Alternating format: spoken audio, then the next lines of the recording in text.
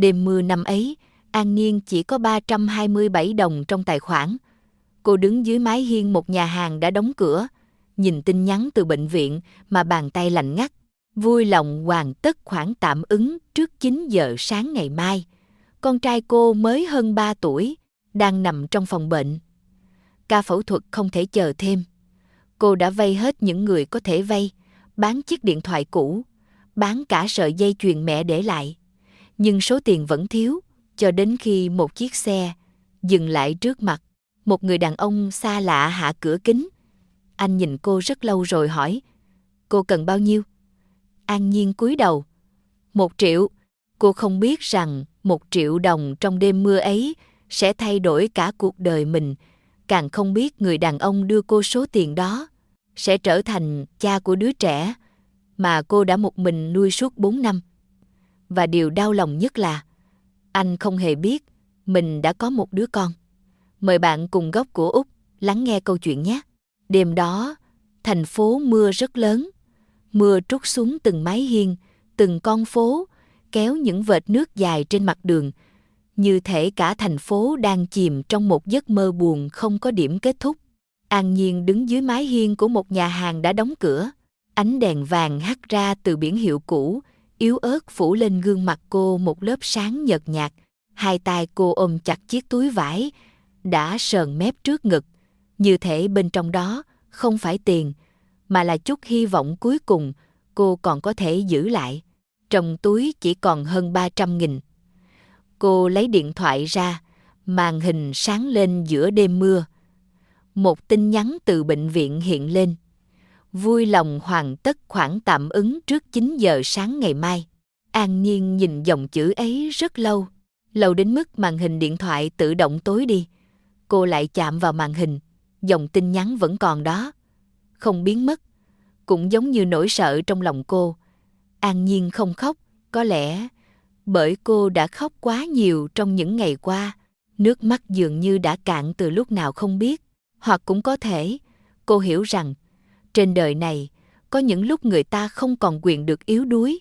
Tiểu Dịch vẫn đang nằm trong bệnh viện. Thằng bé mới hơn 3 tuổi. 3 tuổi, đáng lẽ phải là khoảng thời gian một đứa trẻ chạy nhảy dưới nắng, cười vang trong sân trường mẫu giáo, níu tay mẹ, đòi mua một que kem sau giờ tan học. Nhưng Tiểu Dịch lại nằm trên giường bệnh. Cánh tay nhỏ xíu đầy những vết kim truyền. Mỗi lần nhìn thấy chúng, trái tim An Nhiên lại đau như bị ai đó bóp chặt. Cô từng nhiều lần quay mặt đi để không cho con nhìn thấy mình khóc. Bởi Tiểu Dịch luôn hỏi, mẹ ơi, con có khỏi bệnh không? Mỗi lần như vậy, cô đều mỉm cười, có chứ, con nhất định sẽ khỏi. Cô nói rất nhẹ, nhưng chỉ mình cô biết, mỗi lần nói câu ấy, lòng mình lại run lên. Bác sĩ nói ca phẫu thuật không thể trì hoãn thêm. An Nhiên đã vay hết những người có thể vay. Cô gọi từng người một. Có người thương cô nhưng cũng bất lực. Có người nghe xong chỉ im lặng. Có người thậm chí không nghe máy. Cô đã bán chiếc điện thoại cũ đang dùng. Bán cả sợi dây chuyền duy nhất mẹ để lại. Sợi dây chuyền ấy vốn chẳng đáng bao nhiêu tiền. Nhưng đó là thứ cuối cùng mẹ để lại cho cô trước khi qua đời. Lúc tháo nó khỏi cổ, An Nhiên đã đứng trước gương rất lâu. Cô vuốt nhẹ mặt dây chuyền. Trong khoảnh khắc ấy, cô có cảm giác như mình đang bán đi một phần ký ức cuối cùng về mẹ. Nhưng rồi cô vẫn đem nó đi. Bởi so với ký ức, con trai cô mới là điều cô phải giữ bằng mọi giá. Chỉ là... tất cả những gì cô có vẫn không đủ. Một người bạn từng làm chung nhà hàng tìm đến cô vào buổi chiều. Người đó nhìn cô rất lâu rồi mới nói, có một công việc ban đêm, không phạm pháp, chỉ là tiếp khách. An Nhiên hiểu hai chữ tiếp khách ấy có nghĩa là gì. Cô đã từ chối, không một chút do dự. Cô có thể nghèo, có thể khổ, có thể một mình nuôi con, nhưng cô vẫn muốn giữ lại chút tự trọng cuối cùng của mình. Cho đến tối nay, cho đến khi cô nhìn thấy tin nhắn của bệnh viện, cho đến khi cô nhớ tới gương mặt nhỏ bé đang nằm trên giường bệnh. An Nhiên đứng dưới mái hiên, để gió mang theo hơi mưa lạnh lẽo tạt vào gấu áo. Cô mở ứng dụng ngân hàng. Số dư 327.000 đồng. Con số nhỏ đến đáng thương. Cô nhìn nó rồi bật cười rất khẽ. Một nụ cười không có chút vui vẻ nào. Chỉ còn từng này thôi sao? Cô tự hỏi, rồi nhắm mắt. Trong bóng tối, hình ảnh Tiểu Dịch lại hiện lên. Thằng bé từng ôm cổ cô, cười đến cong cả mắt. Mẹ ơi, sau này con lớn, con sẽ kiếm thật nhiều tiền. Để làm gì? Để mua nhà thật to cho mẹ. An Nhiên từng cười đến chảy nước mắt. Bây giờ nghĩ lại, cô chỉ muốn được nghe câu nói ấy thêm một lần. Cô mở mắt, nhìn màn mưa trắng xóa trước mặt. Cuối cùng, cô bước ra khỏi mái hiên. Một chiếc xe màu đen đang đậu bên đường. Cánh cửa phía sau từ từ mở ra. An Nhiên đứng trước xe vài giây. Đôi chân cô nặng trĩu, nhưng cuối cùng vẫn bước vào. Bên trong xe rất yên tĩnh. Mùi gỗ nhàn nhạt hòa cùng hương nước hoa lạnh và sạch. Người đàn ông ngồi phía đối diện tên là Lục Minh. Anh nhìn cô một lúc rồi hỏi. Cô bao nhiêu tuổi? 22. Cô biết mình đang làm gì không? An Nhiên im lặng, bàn tay đặt trên đầu gối khẽ siết lại. Cô không dám nhìn anh. Lục Minh nhìn bộ quần áo đơn giản, đôi giày đã cũ và đôi bàn tay đầy những vết chai nhỏ của cô. Đó không phải đôi tay của một cô gái thường xuyên bước vào những nơi như thế này. Nó giống đôi tay của một người đã quen với công việc, với cuộc sống, với những ngày tháng phải tự mình chống chọi. Anh hơi nhíu mày. Cô cần bao nhiêu? An Nhiên im lặng vài giây, rồi khẽ nói, 1 triệu. Lục Minh bật cười nhạt. Chỉ 1 triệu. An Nhiên cúi đầu. Vâng. Giọng cô rất nhỏ, nhỏ đến mức gần như bị tiếng mưa ngoài cửa kính nuốt mất. Nhưng hai chữ ấy lại khiến Lục Minh im lặng. 1 triệu. Đối với anh, có lẽ chỉ là một khoản tiền nhỏ. Nhưng với cô gái trước mặt, nó có thể là cả một buổi sáng ngày mai, là một ca phẫu thuật, là một đứa trẻ có cơ hội tiếp tục sống. Lục Minh nhìn cô thật lâu. Không hiểu vì sao, trong khoảnh khắc ấy, anh bỗng cảm thấy cô rất quen. Không phải kiểu quen thuộc, gì từng gặp, mà là một cảm giác mơ hồ. Giống như trong một góc rất sâu của ký ức, anh từng nhìn thấy đôi mắt ấy. Anh không hỏi thêm. Có những câu chuyện, chỉ cần nhìn ánh mắt của một người cũng đủ hiểu rằng họ đã đi đến bước đường không còn lựa chọn. Đêm đó, An Nhiên nhận được 1 triệu đồng. Ngoài cửa kính, mưa vẫn rơi. Những giọt nước lăn dài trên mặt kính, phản chiếu ánh đèn thành phố thành những vệt sáng nhòe nhoẹt.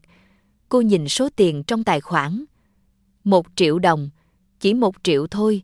Nhưng lúc ấy, nó giống như một ngọn đèn nhỏ, được thắp lên giữa đêm tối. Cô không biết mình có thể đi được bao xa, cũng không biết ngày mai sẽ xảy ra chuyện gì. Cô chỉ biết, ít nhất Tiểu Dịch vẫn còn một cơ hội. Và chỉ cần con trai còn cơ hội, cô sẵn sàng bước qua tất cả những đêm mưa của cuộc đời. Điều An Nhiên không ngờ tới là sáng hôm sau, Lục Minh sẽ xuất hiện ở chính bệnh viện nơi con trai cô đang nằm. Càng không ai biết rằng người đàn ông ấy chính là cha ruột của Tiểu Dịch, một người đã biến mất khỏi cuộc đời hai mẹ con suốt nhiều năm, một người tưởng rằng mình sẽ không bao giờ gặp lại cô gái năm nào, và cũng là người hoàn toàn không biết rằng trong suốt những năm qua, bên cạnh An Nhiên đã có một đứa trẻ mang chính dòng máu của mình. Sáng hôm sau, khi thành phố còn chưa hoàn toàn tỉnh giấc, sau một đêm mưa dài, An Nhiên đã vội vã chạy thẳng đến bệnh viện. Cô không kịp ăn sáng, cũng chẳng kịp thay quần áo. Mái tóc còn vương chút ẩm lạnh, đôi giày cũ dính nước mưa, gấu áo hơi nhăn sau một đêm gần như không ngủ. Nhưng cô chẳng để tâm.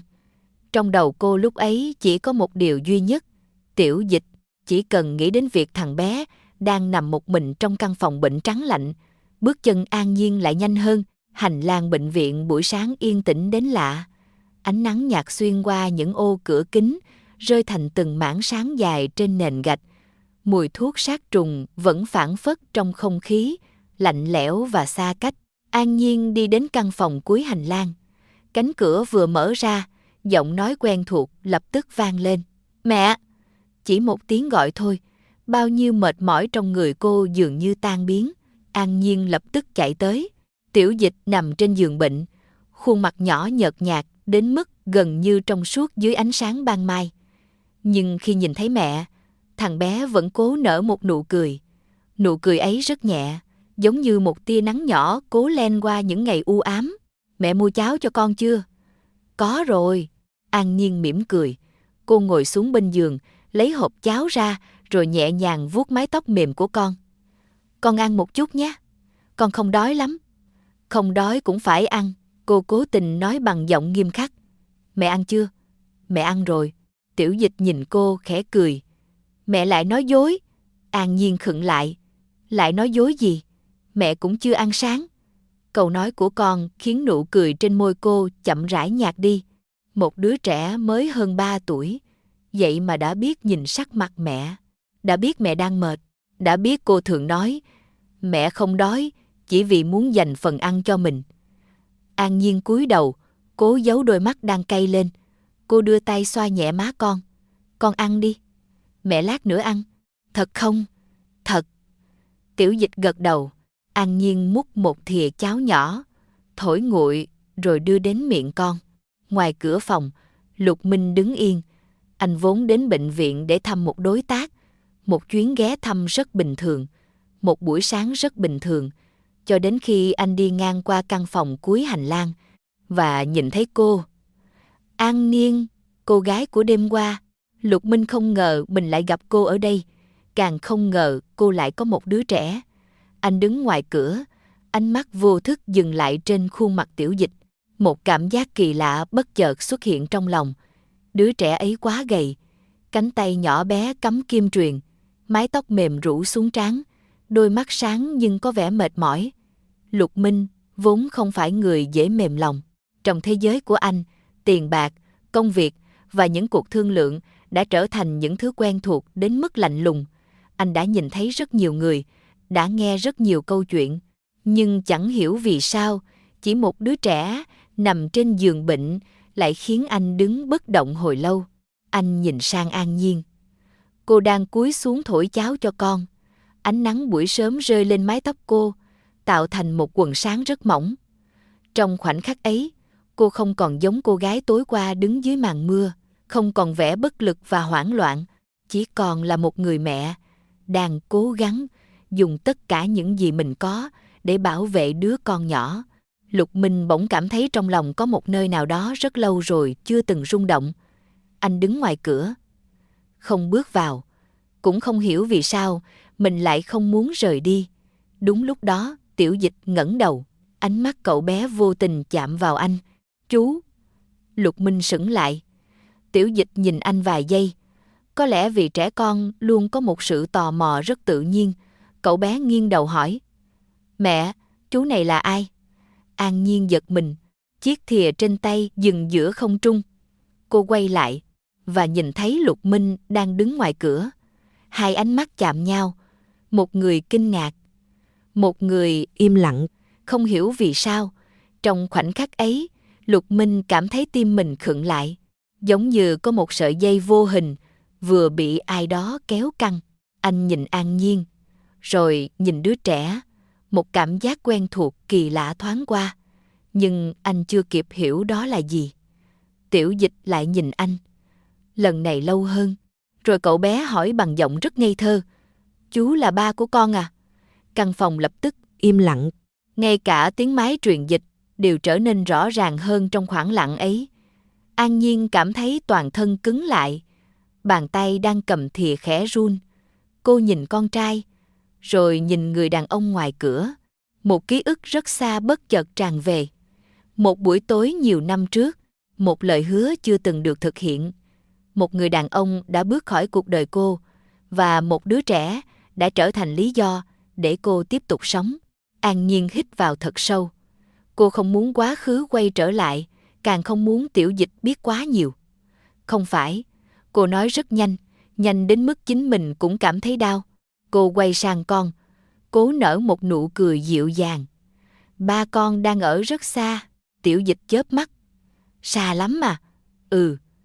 Bao giờ ba về?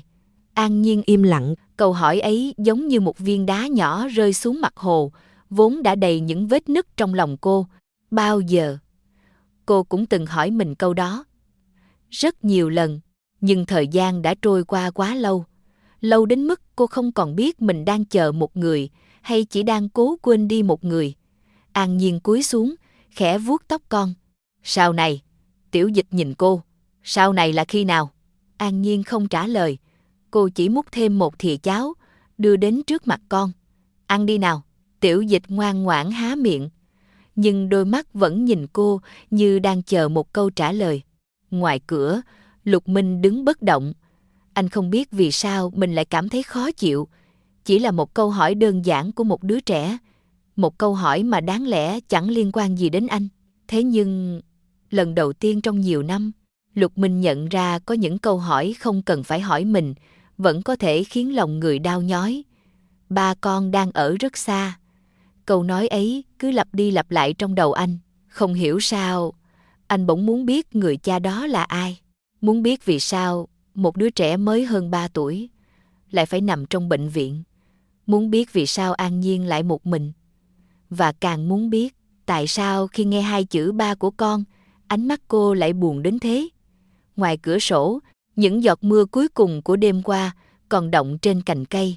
Một tia nắng xuyên qua màn mây rơi xuống hành lang lạnh lẽo. Lục Minh đứng giữa vùng sáng ấy. Lần đầu tiên, anh có cảm giác quá khứ mà mình tưởng đã ngủ yên đang chậm rãi quay trở lại. Chỉ là anh vẫn chưa biết.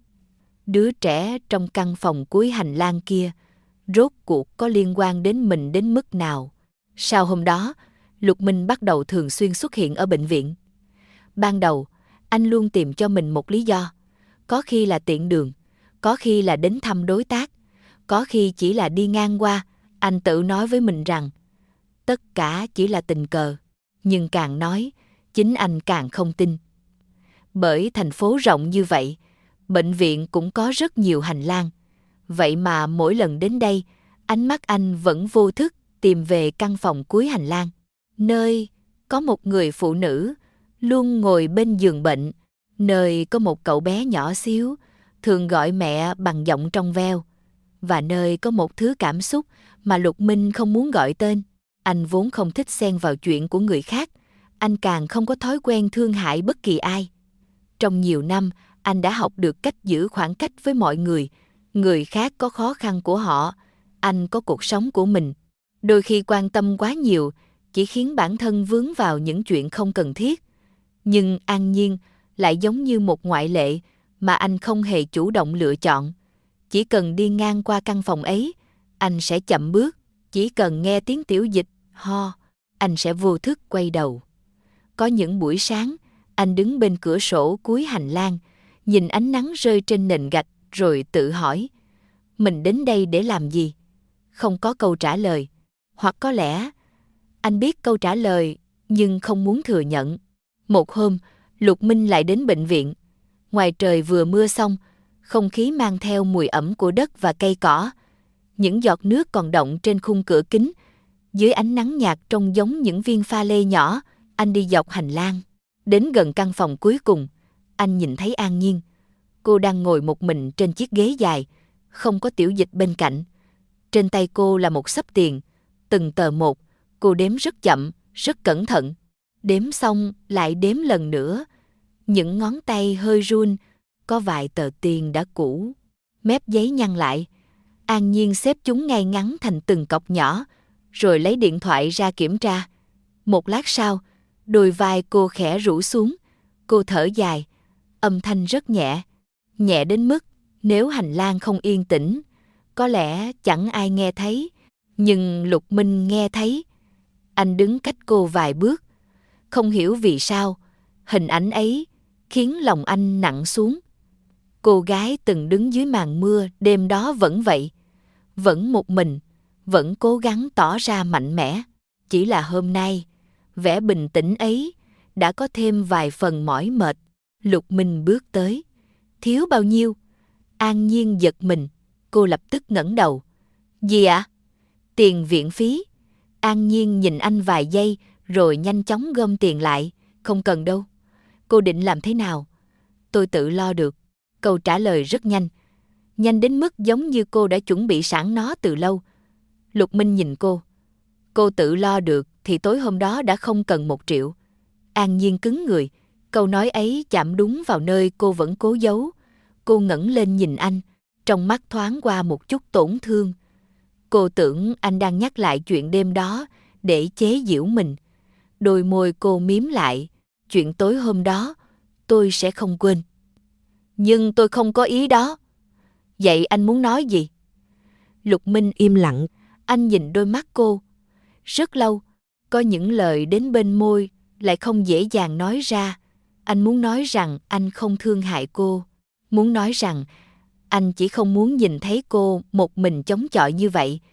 Muốn nói rằng mỗi lần nhìn cô ngồi trước phòng bệnh, anh đều có cảm giác rất kỳ lạ. Nhưng cuối cùng anh chỉ nói, đưa số tài khoản đây. An Nhiên lắc đầu. Không, cô cần tiền, tôi sẽ tự kiếm. Bằng cách nào? Cô im lặng. Lục Minh nhìn cô. Ánh mắt anh không còn lạnh như thường ngày.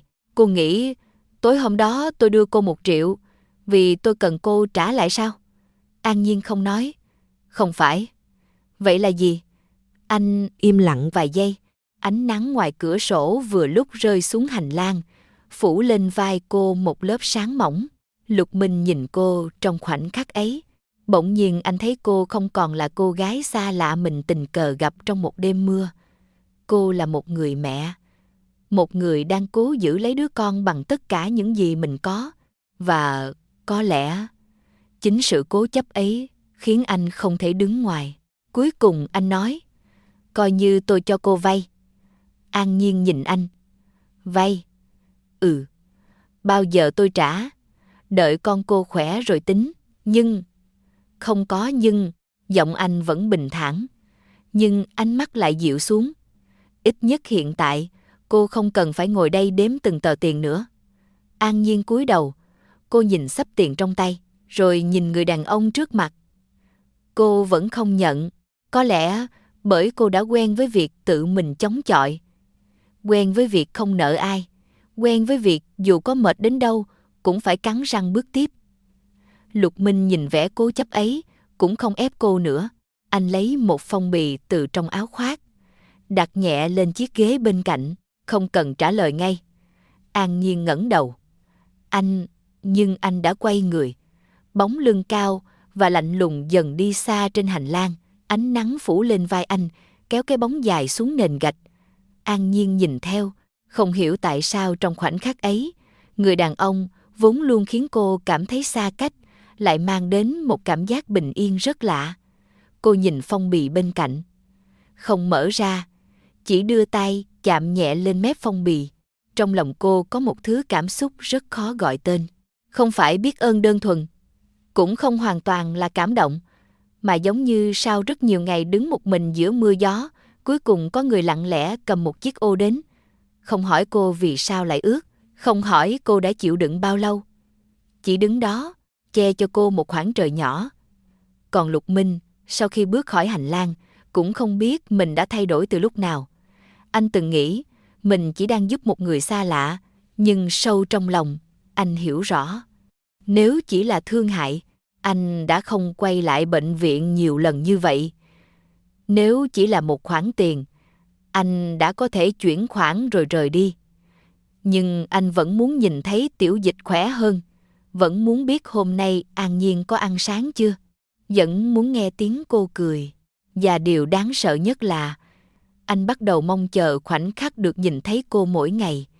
Khoảng cách giữa hai người có lẽ đã thay đổi từ khoảnh khắc ấy, chỉ là cả An Nhiên lẫn Lục Minh đều chưa nhận ra rằng giữa họ còn có một sợi dây vô hình được nối từ rất lâu trước đó, một sợi dây mà năm tháng chưa từng cắt đứt.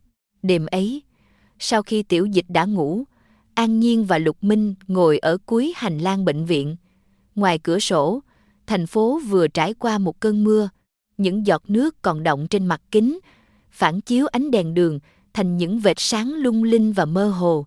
Đêm yên tĩnh đến mức có thể nghe thấy tiếng máy điều hòa khe khẽ trong hành lang. An Nhiên ngồi bên cửa sổ, hai tay cô ôm lấy cốc nước ấm, nhưng từ đầu đến cuối gần như không uống. Có lẽ bởi câu chuyện cô sắp kể đã nằm trong lòng quá lâu, Lâu đến mức ngay cả bản thân cô cũng không biết phải bắt đầu từ đâu. Anh muốn biết về Tiểu Dịch đúng không? Lục Minh không trả lời ngay. Anh chỉ nhìn cô. Không cần nói nếu cô không muốn. An Nhiên khẽ cười, một nụ cười rất nhẹ. Không sao. Cô nhìn ra ngoài cửa sổ. Có những chuyện giữ mãi trong lòng cũng mệt. Cô từng có một gia đình, nhưng đó chưa bao giờ là một gia đình đúng nghĩa. Mẹ mất sớm, sau đó cha tái hôn, căn nhà ngày trước vẫn còn đó. Nhưng An Nhiên lại dần trở thành người thừa trong chính nơi mình từng gọi là nhà. Cô lớn lên giữa những bữa cơm thiếu một chiếc bát, những cuộc trò chuyện mà chẳng ai hỏi cô hôm nay có vui không. Có những buổi tối mùa đông, cô ngồi một mình bên cửa sổ, nhìn ánh đèn nhà hàng xóm hắt sang, nghe tiếng người khác cười nói. Khi ấy cô từng nghĩ, có lẽ một mái nhà chỉ đơn giản là nơi có người chờ mình trở về. Nhưng cô chưa từng có được điều đó. Năm 18 tuổi, An Nhiên mang thai. Khi biết mình có con, điều đầu tiên cô cảm nhận không phải hạnh phúc, mà là sợ hãi. Cô sợ đến mức cả đêm không ngủ, sợ nghèo, sợ bị bỏ rơi, sợ những lời dị nghị, sợ mình không thể nuôi nổi một đứa trẻ. Và điều cô sợ nhất có mẻ là đứa trẻ ấy sẽ lớn lên giống mình, cũng phải tự hỏi tại sao mình không được yêu thương, cũng phải đứng ngoài một cánh cửa, nhìn người khác có một gia đình trọn vẹn. Có một đêm, An Nhiên đã đứng rất lâu trước hiệu thuốc. Cô đã mua thuốc phá thai. Chiếc túi nhỏ nằm trong lòng bàn tay cô, nhẹ đến mức gần như không có trọng lượng. Nhưng đêm ấy, cô lại cảm thấy nó nặng hơn bất cứ thứ gì mình từng cầm. Cô về phòng, ngồi bên mép giường. Thuốc được đặt trên bàn. Chỉ cần uống xuống, có lẽ mọi thứ sẽ kết thúc. Cô sẽ không phải đối mặt với ánh mắt của người khác, không phải lo tiền, không phải sợ tương lai, không phải sinh ra một đứa trẻ, rồi nhìn nó lớn lên trong nghèo khó giống mình. An Nhiên đã khóc. Cô khóc rất lâu, rồi bàn tay đưa lên, nhưng cuối cùng vẫn không thể chạm vào viên thuốc. Bởi ngay trong khoảnh khắc đó, cô bỗng nghĩ đến một sinh linh còn chưa từng nhìn thấy ánh mặt trời, một người còn chưa từng gọi cô là mẹ, một đứa trẻ, thậm chí chưa từng có cơ hội lựa chọn mình được sinh ra hay không. Cô đặt tay lên bụng, rất nhẹ, như sợ làm đau một sinh mệnh bé nhỏ đang nằm bên trong. Tôi nghĩ. Giọng An Nhiên khẽ run. Nó chẳng có lỗi gì cả. Lục Minh im lặng, anh nhìn cô. Ánh trăng nhạt xuyên qua cửa kính, rơi lên gương mặt cô. Trong ánh sáng ấy, An Nhiên trông vừa mong manh vừa kiên cường. Một cô gái mới 18 tuổi. Không có tiền, không có gia đình bên cạnh, không biết ngày mai sẽ ra sao. Nhưng cuối cùng vẫn lựa chọn giữ lại một đứa trẻ. An Nhiên cúi đầu, khẽ cười. Sau này tôi mới hiểu, làm mẹ không phải lúc nào cũng là vì mình mạnh mẽ. Cô đưa mắt nhìn về căn phòng nơi Tiểu Dịch đang ngủ, ánh mắt dịu xuống. Có khi chỉ là mình không nỡ bỏ một người mà mình đã yêu từ trước khi gặp mặt. Lục Minh không nói gì, nhưng câu nói ấy cứ ở lại trong lòng anh. Rất lâu, anh từng nghĩ tình yêu phải bắt đầu từ một ánh mắt, một cuộc gặp, một bàn tay nắm lấy nhau. Nhưng lần đầu tiên anh hiểu rằng có một tình yêu không cần nhìn thấy cũng có thể tồn tại. Một người mẹ có thể yêu con mình từ trước khi biết gương mặt nó thế nào. Và cũng chính tình yêu ấy đã khiến một cô gái yếu đuối trở nên mạnh mẽ hơn tất cả những gì cô từng nghĩ. Lục Minh nhìn An Nhiên. Trong lòng anh xuất hiện một cảm giác rất lạ, một thứ cảm xúc vừa đau lòng, vừa khó gọi tên. Anh bắt đầu muốn biết người cha của Tiểu Dịch là ai. Người đàn ông nào đã để cô một mình trong những năm tháng ấy? Người đàn ông nào có thể khiến một cô gái vừa sợ hãi vừa tuyệt vọng nhưng vẫn lựa chọn sinh ra đứa trẻ? Và vì sao người đó chưa từng xuất hiện? Nhưng anh không biết rằng câu trả lời đang nằm rất gần mình. Đêm ấy, Lục Minh gần như không ngủ. Câu chuyện của An Nhiên cứ lặp đi lặp lại trong đầu anh. Căn phòng bệnh, cậu bé nhỏ nằm trên giường, người mẹ ngồi bên cạnh và một người đàn ông chưa từng xuất hiện trong câu chuyện ấy. Sáng hôm sau, Lục Minh lại đến bệnh viện. Anh tìm thấy An Nhiên bên cửa sổ. Cô đang gọt một quả táo cho Tiểu Dịch. Ánh nắng buổi sớm rơi trên mái tóc cô, bên ngoài, những chiếc lá còn ướt sao, mưa khẽ lay động trong gió. Một khung cảnh bình yên đến mức khiến anh gần như quên mất câu hỏi, đã khiến mình mất ngủ cả đêm. Nhưng cuối cùng anh vẫn hỏi, cha của Tiểu Dịch đâu? Con dao trong tay An Nhiên dừng lại, cô không ngẩng đầu. Im lặng rất lâu, anh ấy không biết có thằng bé. Lục Minh khẽ nhíu mày. Vì sao? Chuyện cũ rồi. Cô chưa từng nói cho anh ta. Không, cô hận anh ta. An Nhiên khẽ lắc đầu. Không còn. Hai chữ ấy nghe rất bình thản, nhưng Lục Minh lại cảm thấy phía sau nó có quá nhiều năm tháng. Có những nỗi đau từng dữ dội đến mức người ta chỉ cần nhắc lại tên thôi cũng thấy tim mình đau. Nhưng sau nhiều năm, nỗi đau ấy không còn đủ sức khiến người ta khóc. Nó chỉ nằm yên ở một góc nào đó, âm thầm, lặng lẽ, như vết sẹo dưới lớp áo, không ai nhìn thấy, nhưng vẫn luôn tồn tại. Vậy tại sao? Lục Minh hỏi. An Nhiên đặt con dao xuống. Cô quay mặt nhìn ra cửa sổ. Bầu trời sao, cơn mưa trong xanh hơn thường ngày. Một đám mây trắng chậm rãi trôi qua. Ánh nắng phủ lên thành phố, một màu dịu dàng. Cô nhìn rất lâu rồi mới nói. Có những người, giọng cô nhẹ đến mức gần như tan vào gió. Chỉ cần gặp một lần cũng đủ khiến mình mất rất nhiều năm để quên. Lục Minh không hỏi tiếp, anh chỉ đứng đó. Nhưng trong khoảnh khắc ấy, một cảm giác lạnh buốt bất chợt chạy qua lòng anh. Một lần gặp, một đêm, một người con gái, một ký ức mà anh từng nghĩ mình đã quên. Những hình ảnh tưởng như đã bị chôn sâu trong nhiều năm bắt đầu trở lại. Một cô gái trẻ, một đêm say, một cuộc cãi vã, một cánh cửa đóng lại, một bóng người bước đi trong màn mưa, và một gương mặt anh không nhìn rõ. Nhưng ánh mắt ấy, giọng nói ấy, nỗi buồn ấy, Lục Minh bỗng cảm thấy quen thuộc đến đáng sợ. Anh đứng bất động giữa hành lang, trong đầu như có một cánh cửa cũ vừa bị ai đó mở ra. Những mảnh ký ức vụn vỡ lần lượt ùa về. Anh nhớ một cô gái từng nói với mình điều gì đó. Nhớ một đêm mà bản thân đã uống quá nhiều. Nhớ cuộc cãi vã, nhớ sự tức giận, nhớ mình đã quay lưng rời đi. Nhưng có một điều anh không nhớ được, hoặc có lẽ anh chưa bao giờ dám nghĩ đến. Lục Minh nhìn qua ô cửa kính. Ánh nắng vẫn dịu dàng rơi xuống khu vườn bệnh viện. Những chiếc lá rung lên trong gió. Mọi thứ bên ngoài vẫn bình yên như chưa từng có chuyện gì xảy ra. Chỉ có trái tim anh bắt đầu trở nên hỗn loạn. Anh chợt nhớ đến Tiểu Dịch. Nhớ đôi mắt của thằng bé. Nhớ đường nét trên khuôn mặt nhỏ ấy. Và lần đầu tiên, một ý nghĩ mà anh không muốn thừa nhận bắt đầu hiện lên. Nếu người đàn ông An Nhiên không muốn nhắc đến, chính là anh thì sao? Lục Minh đứng đó rất lâu, không hỏi thêm, không bước đi, bởi có những sự thật, trước khi được nói thành lời, đã đủ khiến người ta sợ hãi. Và cái tên mà An Nhiên đã cố xóa khỏi cuộc đời mình suốt nhiều năm, có lẽ từ đầu đến cuối vẫn chưa từng thật sự biến mất. Tiểu Dịch ngày càng yếu. Những ngày trước, thằng bé vẫn còn có thể ngồi dậy nói chuyện với mẹ, đôi khi còn cố nở nụ cười để An Nhiên yên tâm.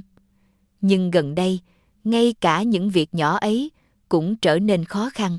Phần lớn thời gian, Tiểu Dịch chỉ nằm im lặng trên giường, gương mặt nhỏ nhợt nhạt dưới ánh đèn bệnh viện.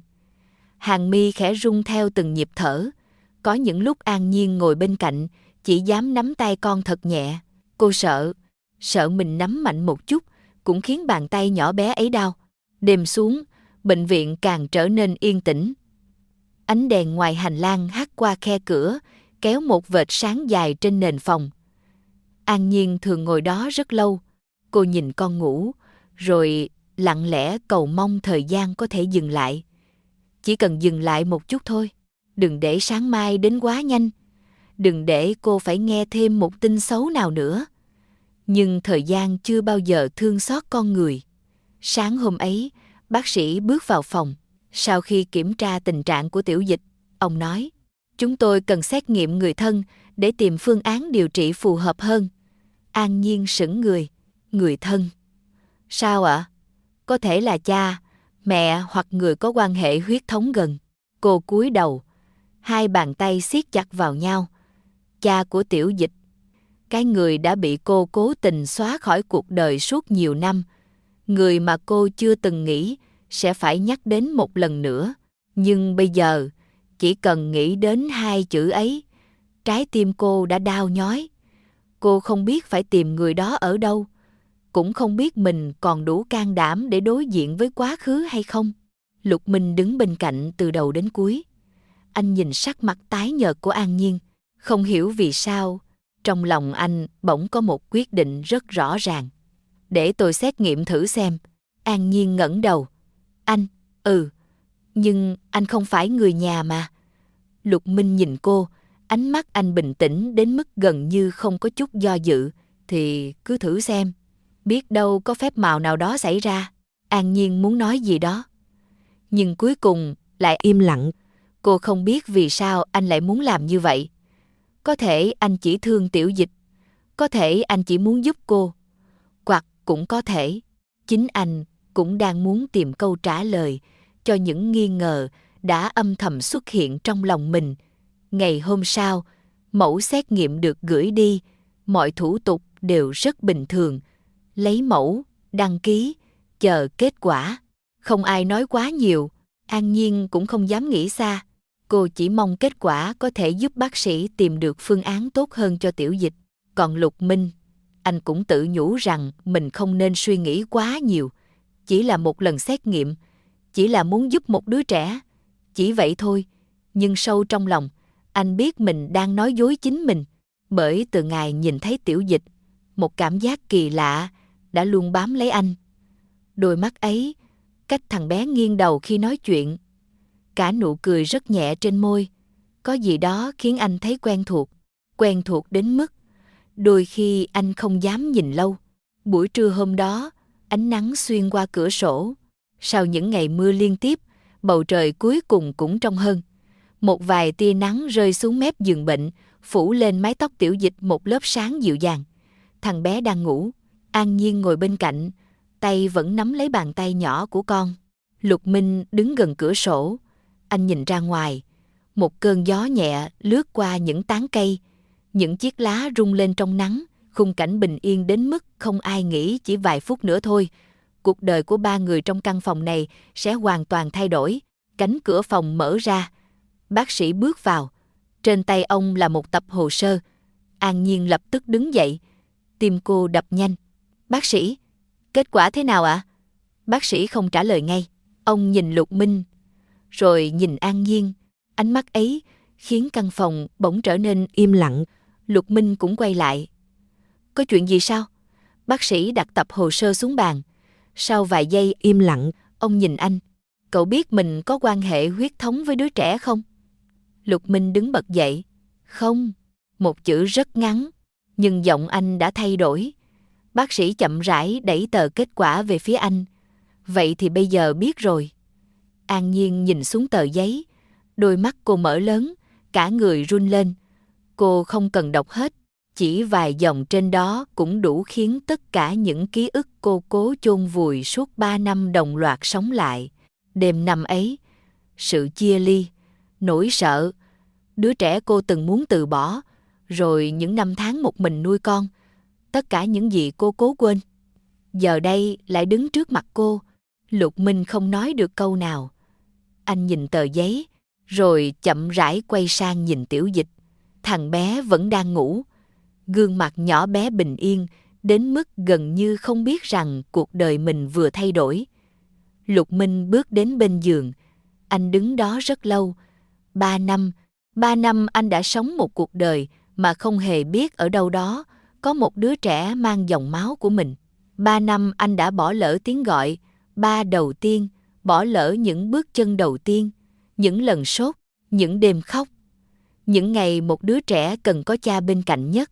Anh từng nghĩ Tiểu Dịch là con của một người đàn ông xa lạ, từng nghĩ mình chỉ là người tình cờ bước vào cuộc đời hai mẹ con, nhưng hóa ra người xa lạ đó lại chính là mình.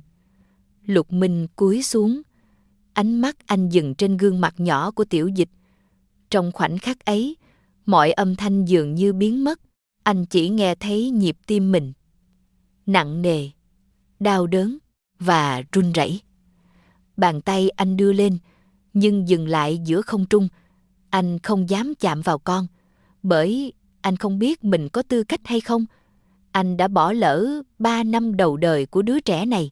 Và điều đau lòng nhất là anh thậm chí còn không biết mình đã bỏ lỡ An Nhiên đứng phía sau.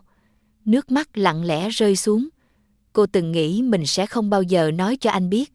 Cô từng nghĩ chỉ cần một mình nuôi Tiểu Dịch lớn lên là đủ. Nhưng số phận dường như chưa bao giờ cho cô quyền lựa chọn. Nó đưa người đàn ông ấy trở lại, đưa anh đến đúng bệnh viện, đúng căn phòng, đúng thời điểm. Và cuối cùng, để một tờ giấy nói ra sự thật mà cô đã giấu suốt 3 năm.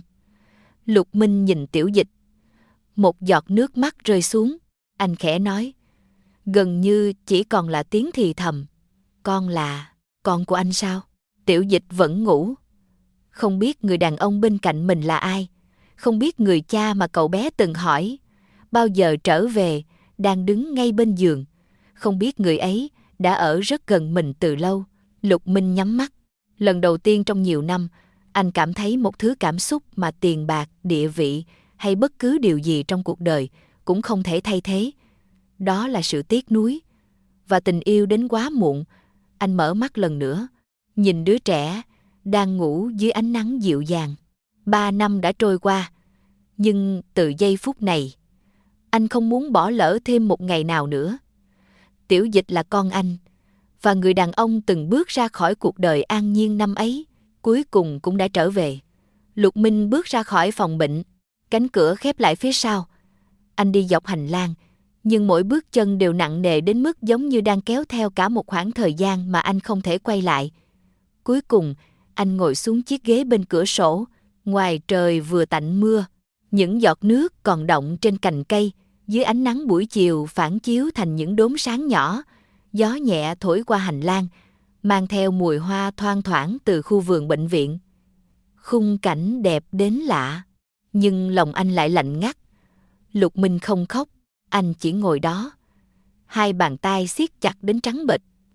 Trong đầu anh, những hình ảnh về Tiểu Dịch lần lượt hiện lên. Lần đầu tiên anh nhìn thấy thằng bé. Gương mặt nhỏ nhợt nhạt, đôi mắt trong veo, cái cách thằng bé nhìn anh với một sự tò mò rất tự nhiên. Rồi câu hỏi ấy, một câu hỏi mà anh từng cho rằng chỉ là lời nói ngây thơ của một đứa trẻ. Chú có phải ba con không? Lục Minh nhắm mắt, lồng ngực bỗng đau nhói. Lúc đó anh đã trả lời thế nào? Anh không nhớ. Có lẽ anh đã cười. Có lẽ anh đã né tránh. Có lẽ anh đã coi đó chỉ là một câu hỏi trẻ con rồi nhanh chóng quên đi. Nhưng bây giờ, có lẽ anh mới hiểu. Đứa trẻ ấy không hỏi vu vơ. Có lẽ trong sâu thẳm, Tiểu Dịch đã cảm nhận được một điều mà người lớn như anh không nhận ra. Một sự gần gũi vô hình. Một thứ liên kết mà máu thịt có thể nhận ra trước cả lý trí. Lục Minh cúi đầu. Một nụ cười cay đắng thoáng qua khóe môi. Anh từng nghĩ mình có rất nhiều thời gian. Rồi anh mới nhận ra, thứ con người không bao giờ có nhiều như mình tưởng chính là thời gian. 4 năm, một đứa trẻ chỉ có một lần biết bò, một lần biết đứng, một lần bước những bước chân đầu tiên, một lần gọi tiếng ba đầu tiên, một lần sốt đến khóc trong đêm, một lần sợ hãi và cần một người ôm vào lòng. Tất cả những điều đó, anh đều đã bỏ lỡ. Không phải vì anh không muốn, mà bởi anh thậm chí không biết chúng đang tồn tại. Nhưng điều đó không khiến nỗi đau nhẹ hơn. Lục Minh đưa tay che mặt. Lần đầu tiên, anh hiểu cảm giác ân hận có thể nặng đến mức nào. Có những câu hỏi trẻ con chỉ hỏi một lần. Nhưng người lớn có thể phải ân hận cả đời vì đã không trả lời. Câu hỏi của Tiểu Dịch hôm ấy cứ quanh quẩn trong đầu anh. Chú có phải ba con không? Nếu thời gian có thể quay lại, anh nhất định sẽ không né tránh. Anh sẽ ngồi xuống trước mặt thằng bé, sẽ nhìn vào đôi mắt ấy và nói rằng, đúng, ba là ba của con. Nhưng thời gian không quay lại. Nó chỉ âm thầm đi về phía trước, để lại phía sau những điều con người muốn sửa cũng không còn cơ hội. Một lúc lâu sau, Lục Minh lấy điện thoại ra. Anh nhìn số của mẹ rất lâu, ngón tay đặt trên màn hình, nhưng không lập tức bấm gọi. Anh không biết phải nói thế nào. Anh đã quen với việc tự mình giải quyết mọi chuyện.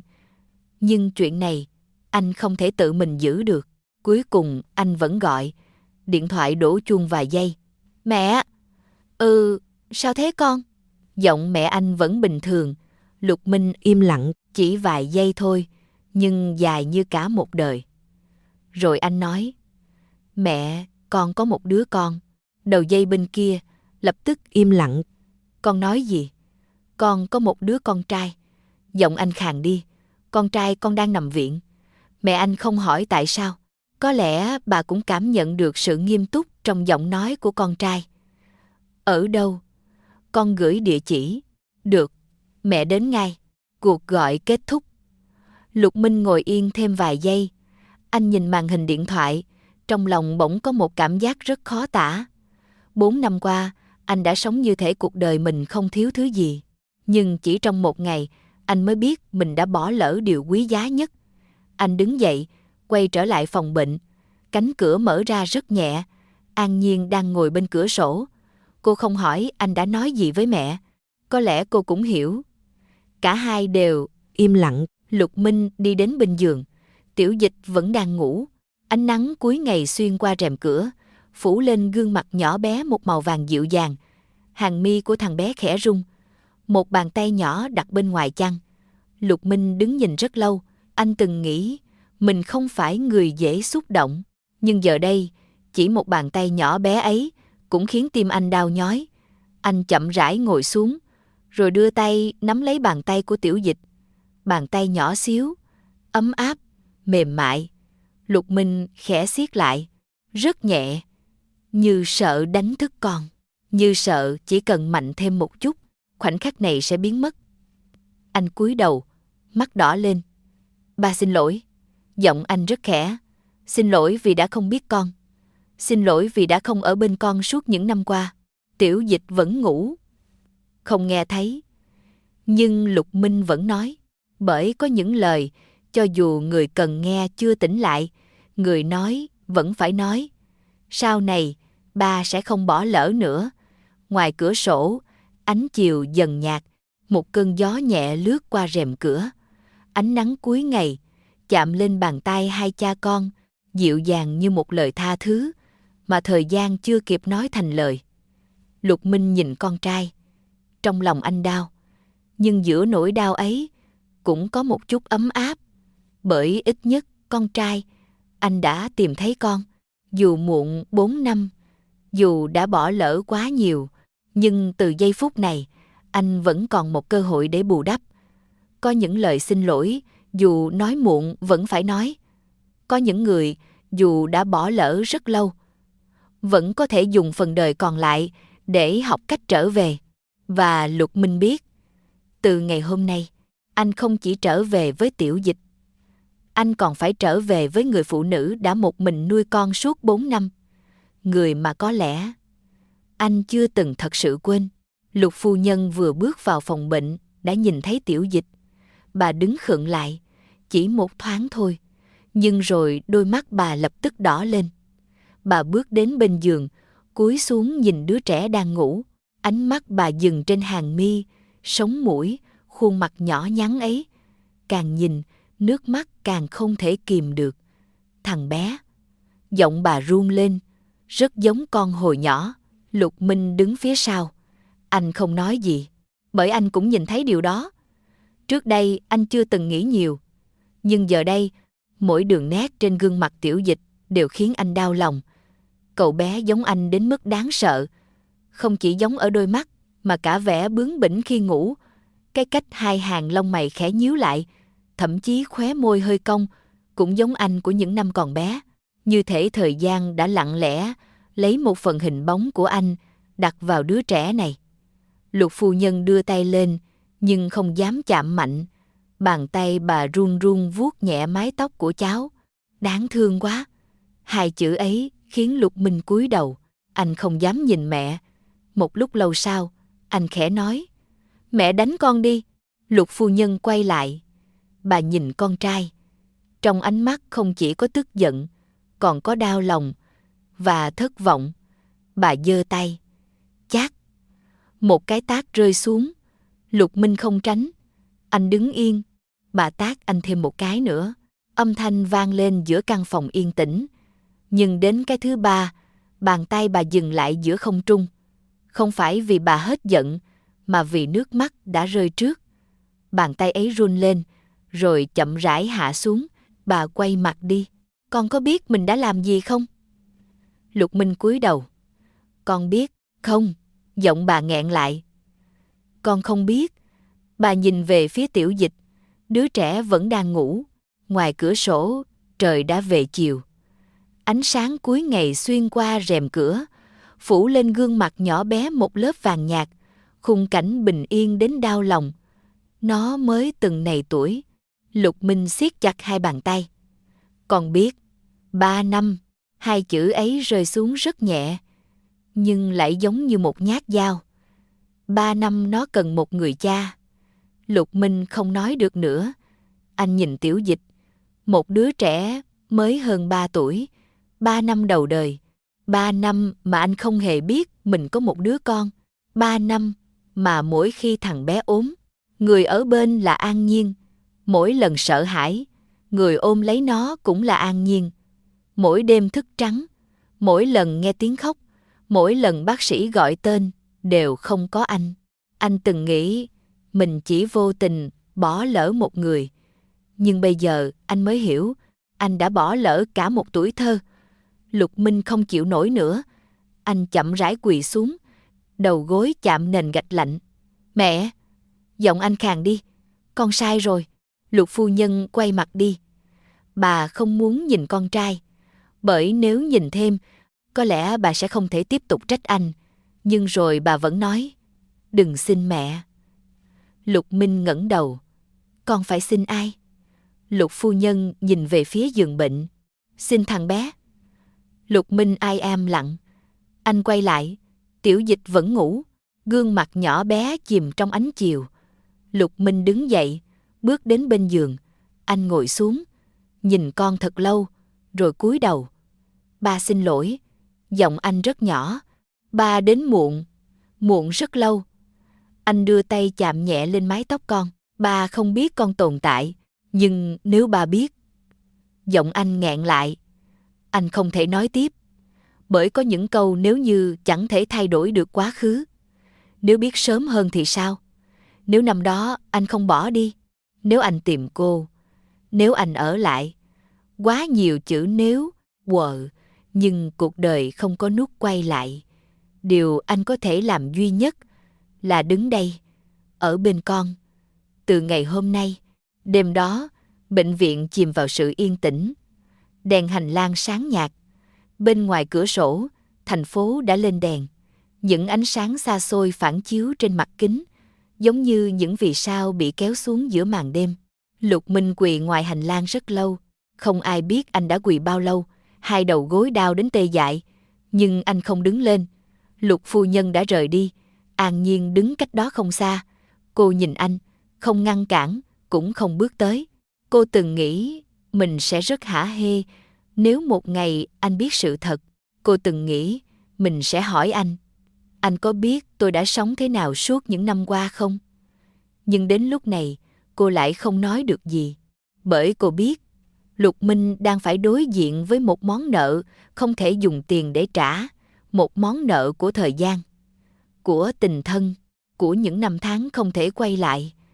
An Nhiên khẽ quay mặt về phía cửa sổ. Ánh trăng len qua những đám mây, phủ xuống hành lang một màu bạc dịu dàng. Cô bỗng nhớ đến những đêm mình từng ngồi một mình bên giường bệnh. Cũng là ánh trăng ấy, cũng là hành lang ấy. Chỉ khác một điều, ngày trước cô chỉ có một mình, còn bây giờ Tiểu Dịch đã có cha. Dù người cha ấy đến muộn, dù giữa họ còn rất nhiều điều chưa thể nói, nhưng ít nhất anh đã trở về. Lục Minh vẫn quỳ ở đó. An Nhiên nhìn bóng lưng anh dưới ánh đèn. Trong lòng cô có chút mềm xuống. Không phải tha thứ, cũng chưa phải tình yêu. Chỉ là lần đầu tiên sau 4 năm, cô cảm thấy có lẽ mình không cần phải một mình gánh tất cả nữa. Bởi có những món nợ không thể trả bằng tiền. Có những năm tháng không thể dùng lời xin lỗi để lấy lại. Nhưng nếu một người thật sự biết mình đã sai, thì điều duy nhất có thể làm là dùng những ngày còn lại để bù đắp. Và đêm ấy, dưới ánh đèn vàng nhạt của bệnh viện, Lục Minh bắt đầu hiểu rằng đời người có thể bỏ lỡ rất nhiều lần.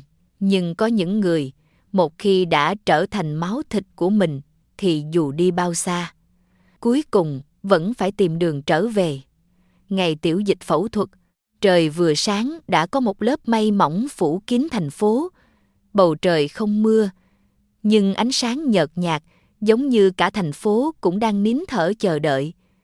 An Nhiên đứng ngoài phòng mổ, hai bàn tay cô đang chặt vào nhau. Cô nhìn cánh cửa đóng kín trước mặt, ánh mắt không rời đi dù chỉ một giây. Bên trong đó là đứa con cô đã dùng cả cuộc đời để bảo vệ. Cậu bé mà cô từng ôm trong lòng khi mới chỉ là một sinh linh nhỏ bé. Cậu bé mà cô từng sợ mình không đủ khả năng nuôi lớn. Và bây giờ, sự sống của con lại được đặt sau một cánh cửa lạnh lẽo. An Nhiên không dám nghĩ đến những điều tồi tệ. Cô chỉ liên tục tự nhủ, Tiểu Dịch sẽ ổn, con nhất định sẽ ổn. Nhưng càng tự nhủ, lòng cô càng run. Lục Minh đứng cách cô không xa. Anh không nói gì. Từ khi Tiểu Dịch được đẩy vào phòng mổ, anh cũng không rời đi. Hai người đứng cạnh nhau, khoảng cách chỉ vài bước, nhưng giữa họ là rất nhiều điều chưa thể nói thành lời. An Nhiên cúi đầu, Lục Minh nhìn cô. Anh muốn nói gì đó. Muốn bảo cô đừng sợ. Muốn nói rằng anh cũng ở đây. Muốn nói rằng dù chuyện gì xảy ra, lần này anh sẽ không bỏ đi. Nhưng cuối cùng anh không nói. Bởi có những lúc, sự hiện diện còn có ý nghĩa hơn một lời an ủi. Hành lang bệnh viện yên tĩnh. Tiếng bánh xe đẩy thỉnh thoảng vang lên rồi xa dần. Ánh nắng xuyên qua ô cửa kính, rơi xuống nền gạch thành những mảng sáng nhạt. Thời gian trôi chậm đến mức mỗi phút đều giống như 1 giờ. An Nhiên nhìn đồng hồ, rồi lại nhìn cánh cửa phòng mổ. Đúng lúc ấy, một giọng nói vang lên phía sau. An Nhiên! Cả người cô cứng lại. Có những giọng nói dù đã 4 năm không nghe thấy, vẫn có thể khiến trái tim nhận ra ngay lập tức. An Nhiên chậm rãi quay lại. Cách cô vài mét, một người phụ nữ đang đứng đó, áo khoác còn vương hơi lạnh của đường xa, mái tóc hơi rối, hai mắt đỏ hoe. Cô ấy nhìn An Nhiên rất lâu, giống như sợ chỉ cần chớp mắt, người trước mặt sẽ lại biến mất. An Nhiên chết lặng, môi cô khẽ run. Chỉ một chữ, nhưng nước mắt lập tức trào ra. Người phụ nữ ấy không thể đứng thêm nữa. Cô chạy tới, ôm chặt lấy An Nhiên. Cuối cùng chị cũng tìm được em. Giọng nói nghẹn ngào, An Nhiên bật khóc. 4 năm. 4 năm không gặp. 4 năm không một cuộc điện thoại. 4 năm mà cả hai từng nghĩ, có lẽ mình sẽ không bao giờ nhìn thấy nhau nữa. An Nhiên vùi mặt vào vai chị. Mùi hương quen thuộc khiến ký ức ngày xưa bất ngờ ùa về. Những ngày hai chị em còn nhỏ, những buổi tối cùng nhau nằm trên một chiếc giường. Những lần An Lan lén để dành phần thức ăn ngon cho cô.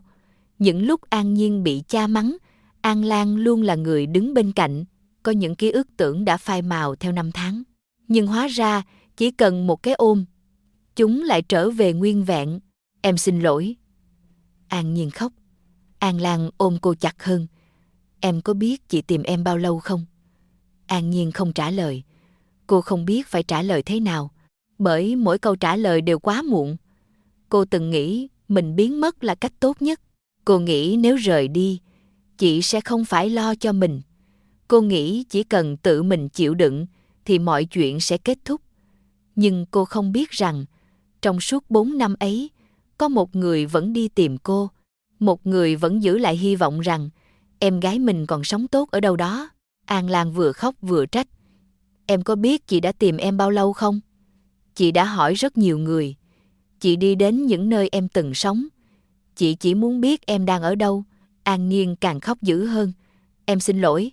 Em không muốn chị phải lo. An Lan lắc đầu. Ngốc, chỉ một tiếng ấy thôi. An Nhiên càng không thể kìm được nước mắt. Có lẽ trên đời này, điều khiến người ta đau nhất không phải là mình đã từng cô độc, mà là đến khi biết có người vẫn luôn tìm mình, mới nhận ra mình chưa từng thật sự bị bỏ lại. Lục Minh đứng cách đó không xa. Anh không bước tới, chỉ lặng lẽ nhìn hai chị em ôm nhau. Trong lòng anh bỗng có một cảm giác rất khó tả.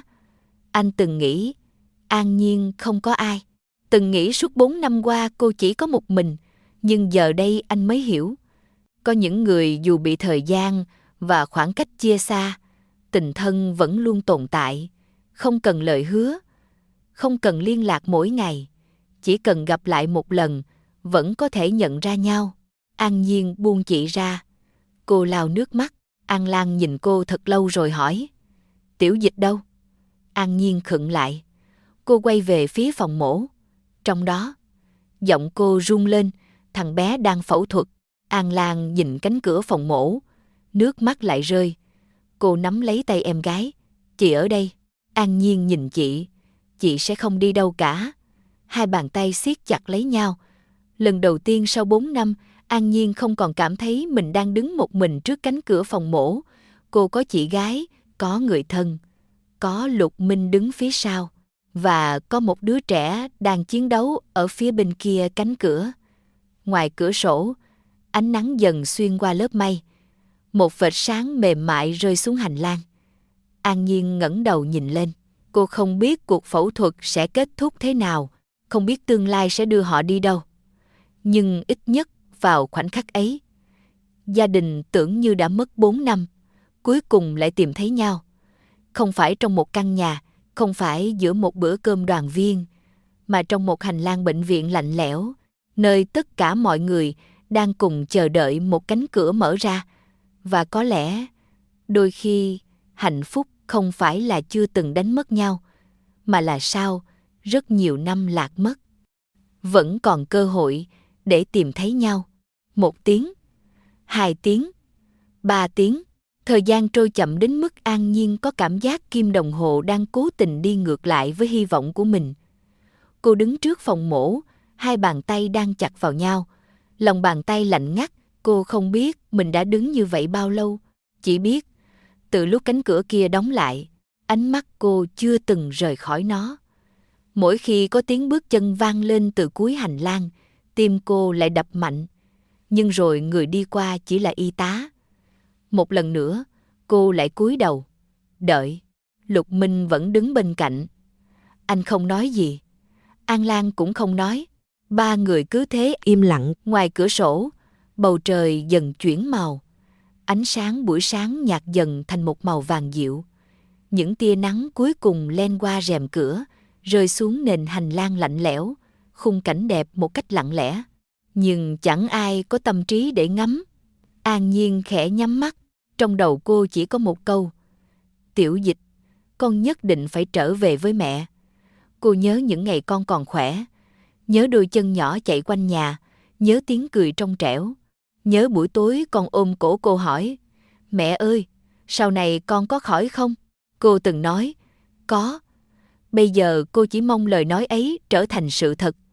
Không cần gì khác, chỉ cần con sống, chỉ cần cánh cửa kia mở ra và có người nói với cô rằng mọi chuyện đã ổn. 1 tiếng, 2 tiếng, 3 tiếng. Cuối cùng, cạch. Cánh cửa phòng mổ mở ra, An Nhiên lập tức đứng bật dậy. Bác sĩ bước ra, khẩu trang vẫn còn trên mặt, nhưng ánh mắt ông đã dịu đi. Ca phẫu thuật thành công. Chỉ 5 chữ, nhưng với An Nhiên, chúng giống như một bàn tay kéo cô trở về từ vực sâu. Cô đứng sững vài giây, rồi nước mắt trào ra, hai đầu gối gần như mềm nhũn. An Lan vội bước tới đỡ lấy cô. Tiểu Dịch. An Nhiên nghẹn giọng, con bé. À không, con tôi. Thằng bé ổn. Bác sĩ mỉm cười. Bây giờ chỉ cần theo dõi thêm. An Nhiên bật khóc. Lần này không phải những giọt nước mắt tuyệt vọng, mà là nước mắt của một người vừa được trả lại điều quý giá nhất. Cô cúi đầu, hai tay che mặt. Tai run lên, bao nhiêu sợ hãi, bao nhiêu đêm mất ngủ, bao nhiêu lần tưởng như không thể tiếp tục. Đến giờ phút này mới thật sự được buông xuống. Lục Minh đứng bên cạnh. Anh cũng cúi đầu thở phào. Một hơi thở dài như đã bị giữ trong lồng ngực suốt mấy tiếng đồng hồ. Anh nhìn An Nhiên, nhìn đôi vai đang run lên của cô. Trong lòng anh dâng lên một cảm giác mãnh liệt. Anh muốn bước tới, muốn ôm lấy cô, muốn nói với cô rằng không sao rồi, anh ở đây. Nhưng bước chân anh dừng lại. Anh hiểu An Nhiên vẫn cần thời gian. Giữa họ còn quá nhiều chuyện, quá nhiều tổn thương, quá nhiều năm tháng. Không thể dùng một cái ôm để xóa đi. Vì vậy, anh chỉ đứng đó, lặng lẽ ở bên cô. Có lẽ đôi khi tình yêu không phải là lập tức bước tới, mà là biết lúc nào mình nên dừng lại. Tiểu Dịch được chuyển về phòng hồi sức. Căn phòng yên tĩnh, ánh sáng buổi chiều xuyên qua cửa sổ, phủ lên chiếc giường bệnh một màu vàng nhạt. Lục Minh ngồi cạnh giường. Anh nhìn Tiểu Dịch rất lâu. Đứa trẻ vẫn còn ngủ, gương mặt nhỏ nhợt nhạt, hàng mi khẽ rung, bàn tay đặt bên ngoài chăn. Lục Minh đưa tay ra, nhưng chỉ dừng lại cách bàn tay con vài cm. Anh vẫn chưa quen với việc được gọi là cha, cũng chưa biết phải làm thế nào để trở thành một người cha tốt. Anh chỉ biết một điều, lần này anh sẽ không rời đi. Một lúc sau, Tiểu Dịch khẽ động đậy, hàng mi run lên, rồi đôi mắt từ từ mở ra. An Nhiên lập tức bước tới. Tiểu Dịch, cậu bé nhìn mẹ, giọng yếu ớt. Mẹ đâu? Ở đây.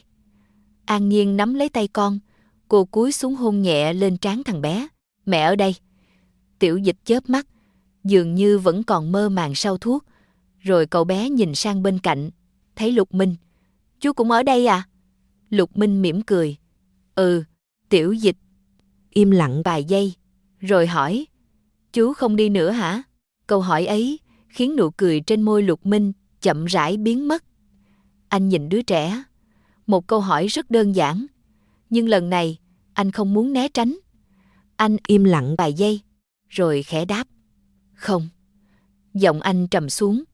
Chú không đi nữa. Tiểu Dịch nhìn anh.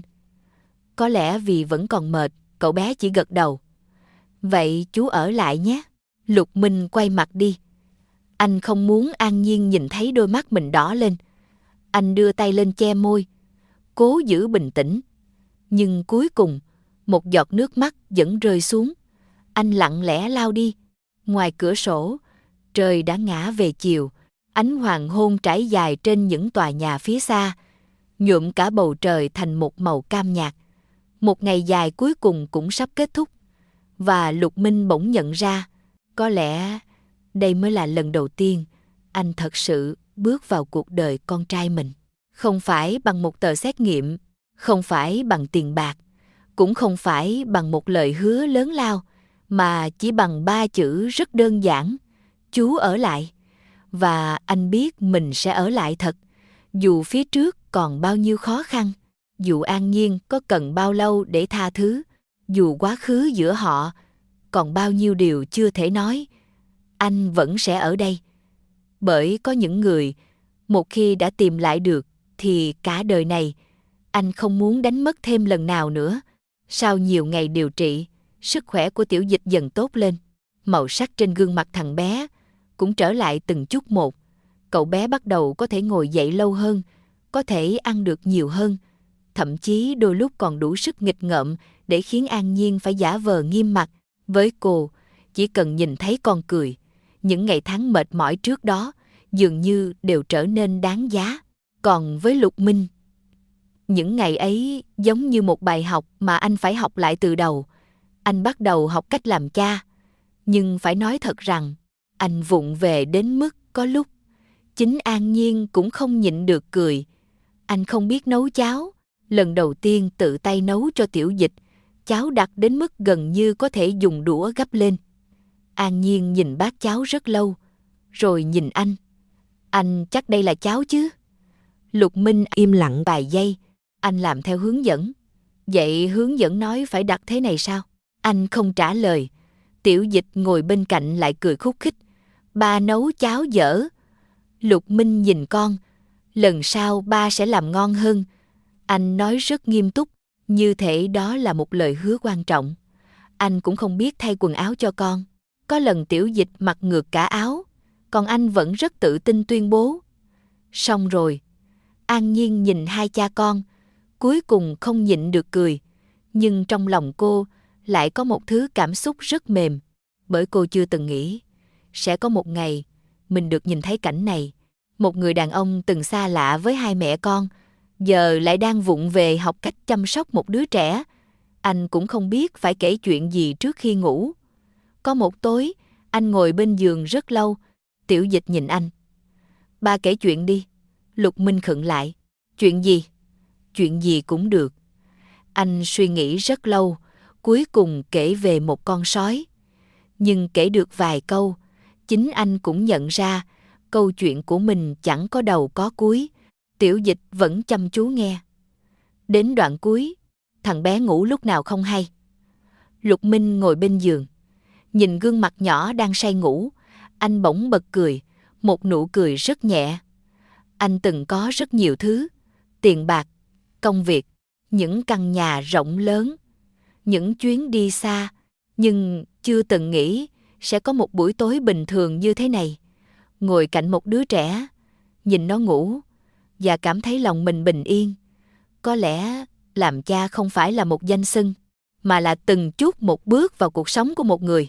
Biết con thích ăn gì, biết con sợ điều gì, biết lúc nào con buồn, biết cách khiến con cười, và quan trọng nhất là dù con có quay đầu lại bao nhiêu lần, vẫn luôn nhìn thấy mình ở đó.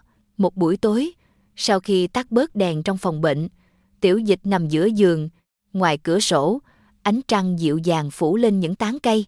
Gió đêm khẽ lay rèm cửa, ánh sáng bạc rơi xuống nền phòng, yên tĩnh và mềm mại. Tiểu Dịch nhìn Lục Minh. Chú Minh. Ừ. Cậu bé im lặng một lúc, rồi hỏi, con gọi chú là ba được không? Lục Minh khựng lại, cả người anh như đứng yên trong khoảnh khắc ấy. Một câu nói rất ngắn, nhưng anh đã chờ nó từ ngày biết sự thật. Anh không dám trả lời ngay, bởi hai chữ ấy đối với anh quá quý giá. Anh quay sang nhìn An Nhiên. Cô đứng bên cửa sổ, ánh trăng phủ lên mái tóc cô một lớp sáng dịu dàng.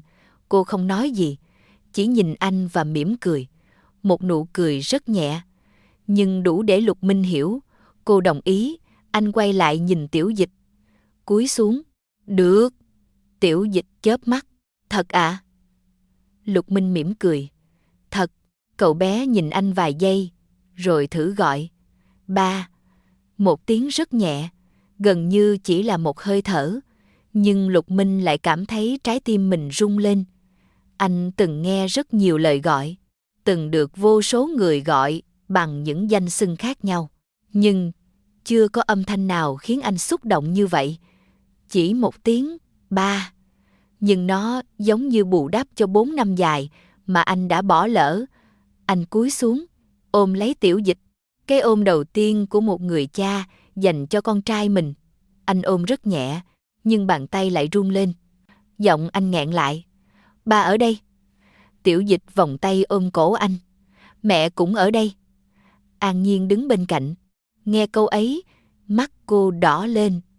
Cô quay mặt về phía cửa sổ, không muốn hai cha con nhìn thấy.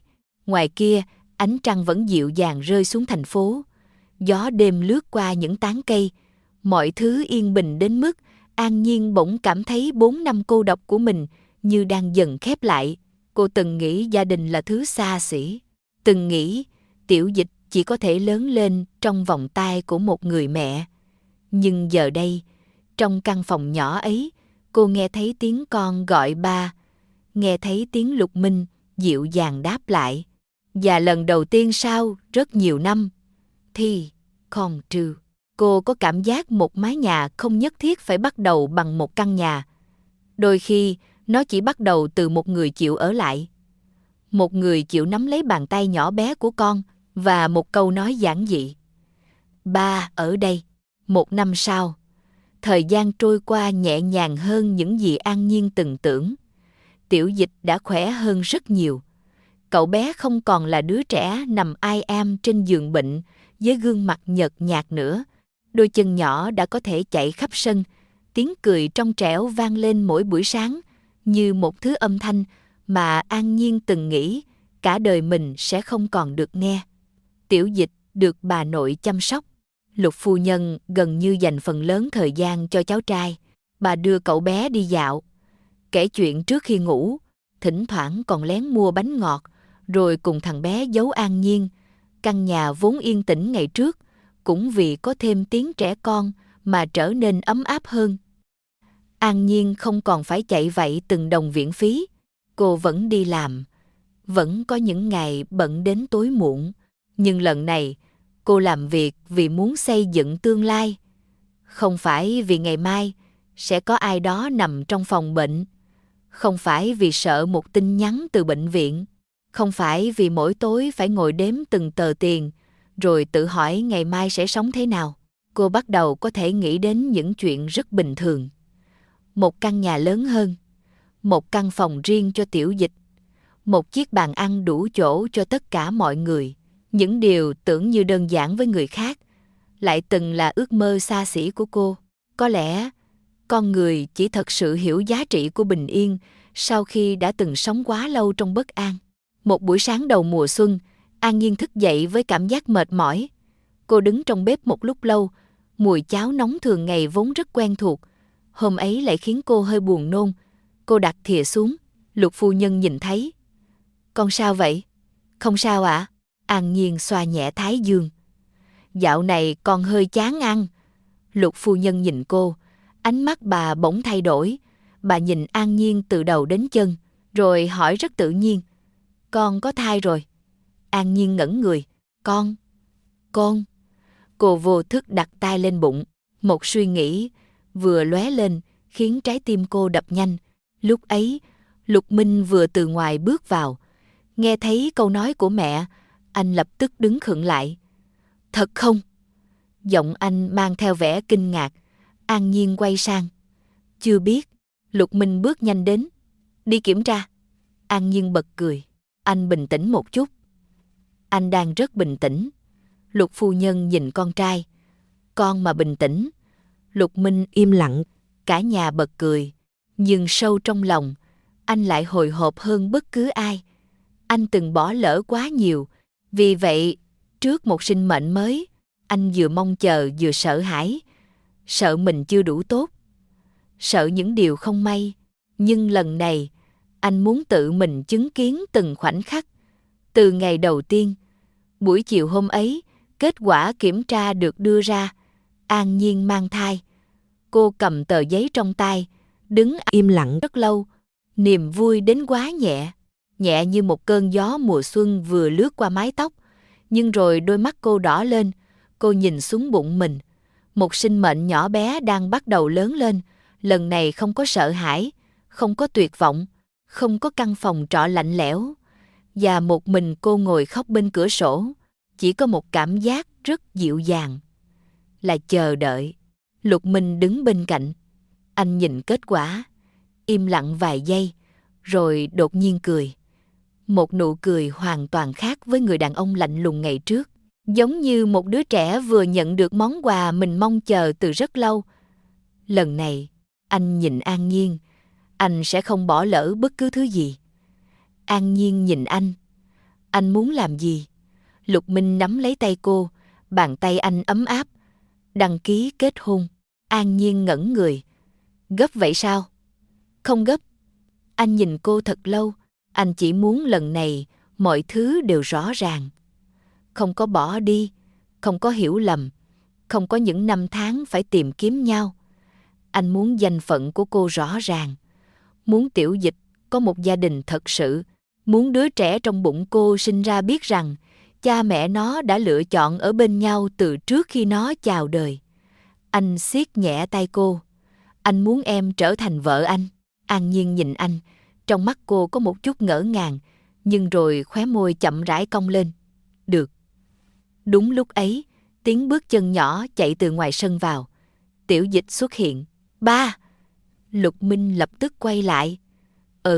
Tiểu Dịch chạy tới ôm chân anh. Ba làm gì vậy? Lục Minh cúi xuống bế con lên. Ba sắp lấy mẹ.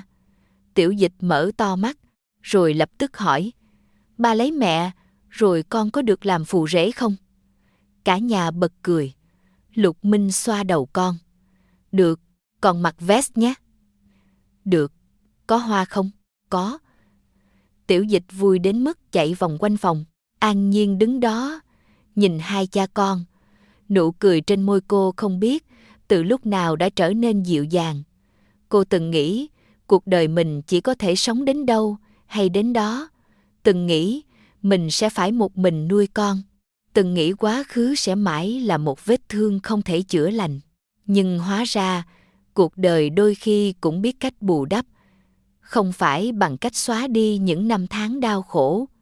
Không thể khiến những đêm cô từng khóc một mình biến mất. Cũng không thể trả lại những năm tháng Lục Minh đã bỏ lỡ. Nhưng cuộc đời cho họ một cơ hội khác. Một cơ hội để bước tiếp. Một cơ hội để yêu lại. Một cơ hội để xây dựng một gia đình từ những mảnh vỡ từng tưởng không thể ghép lại. Lục Minh bước đến bên cô. Anh nắm chặt tay cô. An Nhiên. Cảm ơn em vì đã giữ lại Tiểu Dịch. An Nhiên ai am lặng một lúc. Cô nhìn người đàn ông trước mặt, rồi nhìn Tiểu Dịch đang chạy ngoài sân. Cuối cùng cô mỉm cười. Không cần cảm ơn. Vì sao? An Nhiên nhìn ra khoảng sân ngập nắng. Bởi vì nếu ngày đó em thật sự từ bỏ thằng bé. Cô dừng lại, ánh mắt trở nên dịu dàng. Có lẽ hôm nay chúng ta đã chẳng có một gia đình như thế này. Ngoài cửa sổ, nắng chiếu xuống khoảng sân nhỏ. Tiểu Dịch đang cười. Lục Minh đang gọi con. Lục phu nhân đứng trong bếp, vừa cằn nhằn vừa chuẩn bị đồ ăn. Còn An Nhiên đứng giữa căn nhà. Lần đầu tiên trong đời, cô không còn nghĩ đến ngày mai bằng nỗi sợ. Cô nghĩ đến ngày mai bằng sự mong chờ. Có một người chồng đang nắm tay cô. Có một đứa con trai đang chạy ngoài sân. Có một sinh mệnh nhỏ đang lớn lên trong cơ thể cô. Và có một căn nhà mà mỗi khi bước ra ngoài, cô biết mình sẽ luôn có nơi để trở về. Ngoài hiên, những cánh hoa nhỏ, theo gió rơi xuống. Một cánh hoa chạm nhẹ lên vai An Nhiên, rồi rơi xuống bàn tay cô. Cô cúi nhìn nó, bỗng nhiên cô nhớ đến cô gái 22 tuổi năm nào, đứng một mình dưới mái hiên trong đêm mưa. Trong túi chỉ có 327.000 đồng và một trái tim gần như tuyệt vọng. Cô gái ấy chắc hẳn chưa bao giờ dám nghĩ. Mã, một ngày nào đó, mình sẽ có một gia đình, sẽ có người nắm tay mình, sẽ có một đứa trẻ gọi mình là mẹ, và sẽ có một người đàn ông nói với mình rằng anh sẽ không bỏ lỡ nữa. An Nhiên khẽ mỉm cười. Có lẽ hạnh phúc chưa bao giờ là cuộc đời không có mất mát. Hạnh phúc là sau khi đi qua những ngày mưa dài nhất, cuối cùng vẫn có người đứng bên cạnh mình khi trời sáng. Lục Minh siết nhẹ tay cô. Tiểu Dịch từ ngoài sân chạy vào ôm lấy hai người, tiếng cười vang lên giữa căn nhà nhỏ. Và trong khoảnh khắc ấy, An Nhiên chợt hiểu, điều quý giá nhất mà cuộc đời để lại cho cô không phải là những gì cô chưa từng mất đi, mà là những người đã từng lạc mất, nhưng cuối cùng vẫn tìm được đường trở về bên cô. Nhiều năm sau, An Nhiên vẫn thường nhớ về đêm mưa ấy. Đêm cô chỉ có 327 đồng trong tài khoản. Đêm cô từng nghĩ mình đã đi đến tận cùng của tuyệt vọng. Cô không thể ngờ rằng chỉ một năm sau mình sẽ đứng trong căn nhà đầy tiếng cười, nghe Tiểu Dịch gọi Lục Minh là ba, nghe tiếng bà nội trách cháu không được chạy nhanh, và nhìn người đàn ông từng xa lạ với mình cẩn thận đặt một bát cháo trước mặt cô.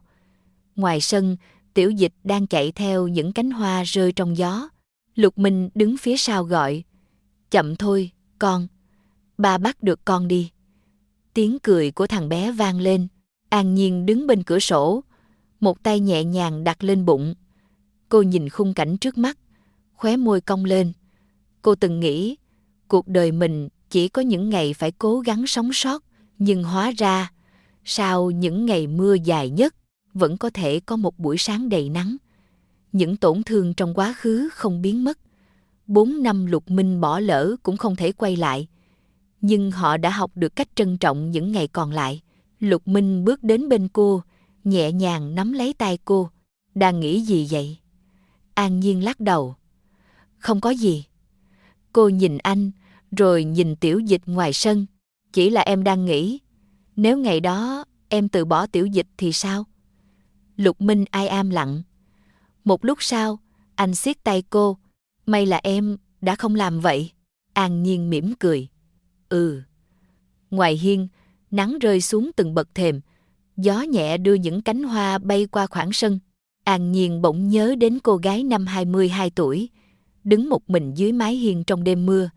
Tuyệt vọng vì chỉ còn hơn 300.000 đồng. Nếu có thể gặp lại cô gái ấy.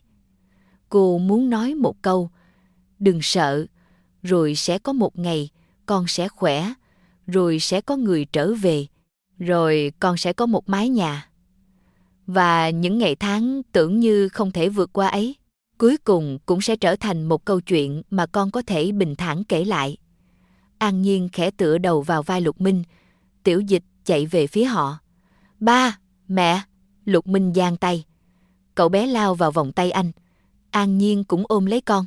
Ba người đứng dưới ánh nắng. Không ai nói gì nữa. Bởi đôi khi, hạnh phúc không cần một lời tuyên bố.